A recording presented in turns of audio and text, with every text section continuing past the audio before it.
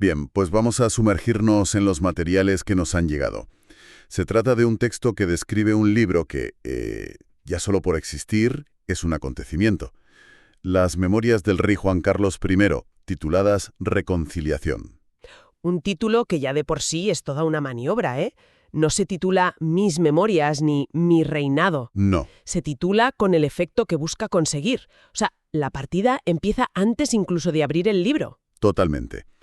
El texto lo presenta como una obra escrita en primera persona, publicada tras casi 40 años de reinado. Y nuestra misión aquí no es solo describir lo que cuenta, sino, de construir la historia que quiere contar. Exacto. Analizar su arquitectura narrativa para entender el propósito final. Y ese propósito, el texto lo deja muy claro desde el principio. El objetivo es reparar una imagen. Cito textualmente: el traslado a Abu Dhabi, la opinión pública y los propios errores han ensombrecido su trayectoria. Uf, Así que no partimos de un recuento neutral, sino de una necesidad de justificación. Es una pieza de comunicación estratégica con forma de libro, vamos. de acuerdo.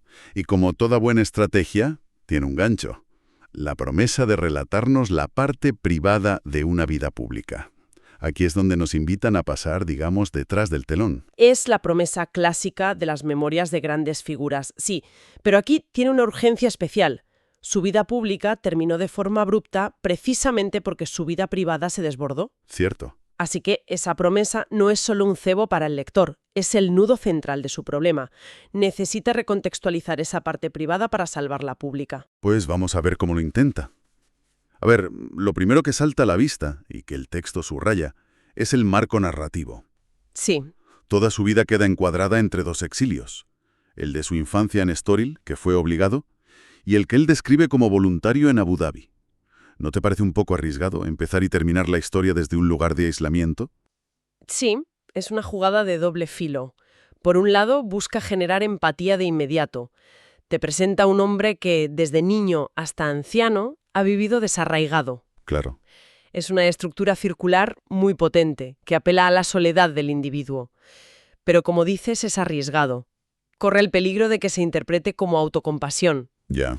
en lugar de como la reflexión de un hombre de Estado.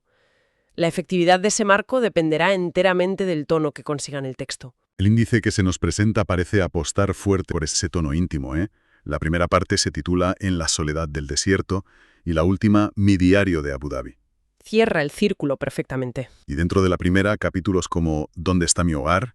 O Marginado. No son títulos políticos, son casi Existenciales. totalmente. Está estableciendo el tablero emocional desde la primera página. Antes de hablar del rey, del político, del artífice de la transición, nos quiere hablar del hombre solo.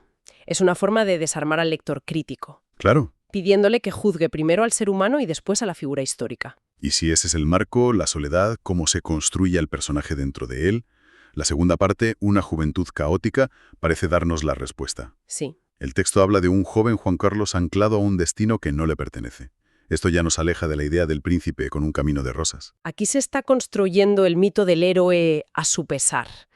La narrativa del elegido, que no elige su destino, sino que le viene impuesto y además en las peores circunstancias. Justo. El texto habla de una formación atípica, de eludir 1000 complots. Lo que se busca es presentar a un superviviente, no un heredero. Es una manera de decir: nada me fue regalado, ni siquiera el trono al que estaba destinado. Y los títulos de los capítulos de esa sección son muy reveladores. Nací en el exilio. A los 10 años descubro mi país.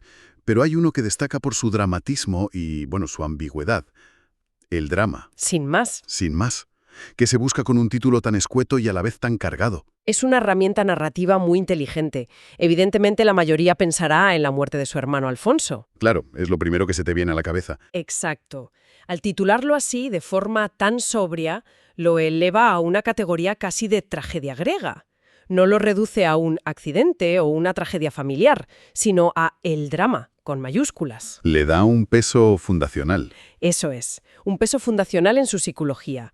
Y la falta de detalles en el título genera una expectación enorme por leer ese capítulo en concreto. Es la creación de un personaje forjado en la adversidad, vaya.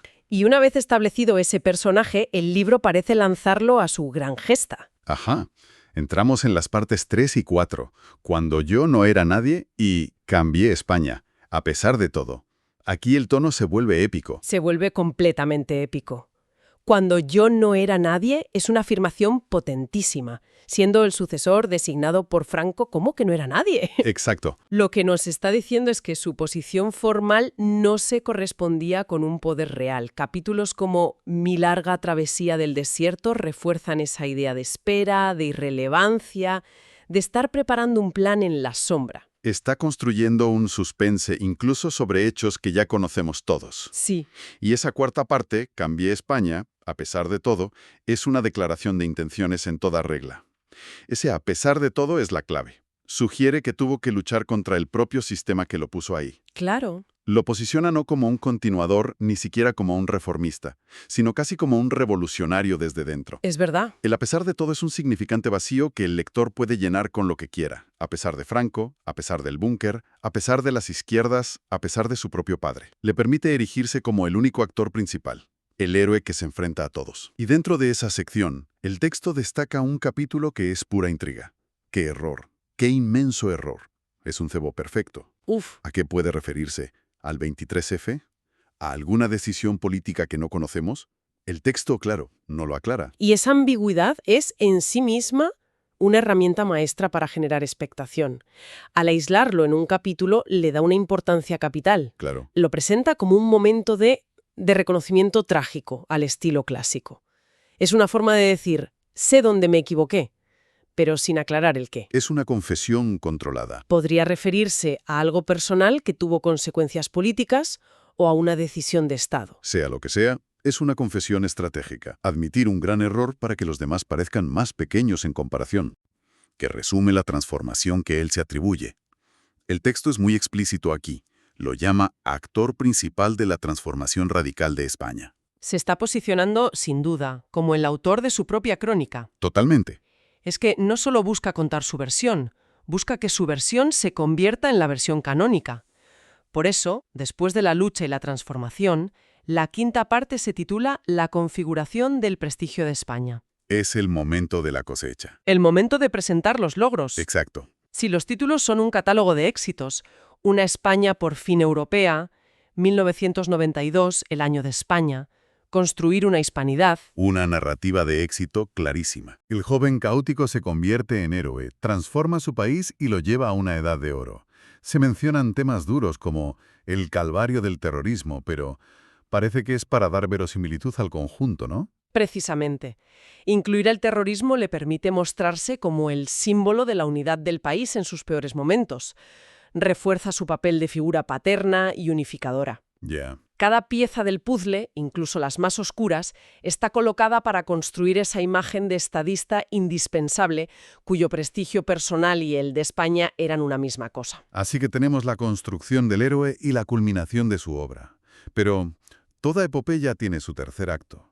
Y en este caso, la estructura que nos presentan deja claro que es una caída. Efectivamente. La sexta parte se titula, de forma muy directa, Mis renuncias. El uso del plural, renuncias, ya es significativo. No es solo mi abdicación, que es un acto político concreto. Renuncias sugiere un proceso más largo y doloroso. Es más personal. Mucho más personal y melancólico. Una serie de pérdidas personales y públicas.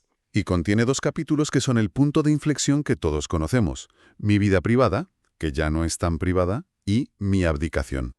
El primero parece una admisión directa de la causa de todo el declive. Es que es el reconocimiento explícito de la pérdida de control sobre su propia imagen, que es justo lo que estas memorias intentan recuperar. Es la paradoja. Al titularlo así, está diciendo, sé cuál fue el problema y ahora voy a dar mi versión. Es el nudo dramático que lleva al desenlace, a ese segundo exilio que, como decíamos, enmarca toda la obra. Y eso nos devuelve al presente narrativo, a la séptima y última parte, Mi diario de Abu Dhabi.